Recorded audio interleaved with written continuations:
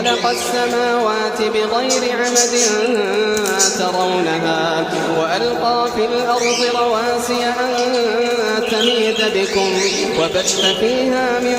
كل دابة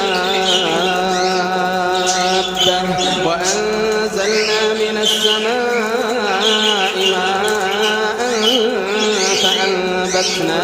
ماء فأنبتنا فيها من كل زوج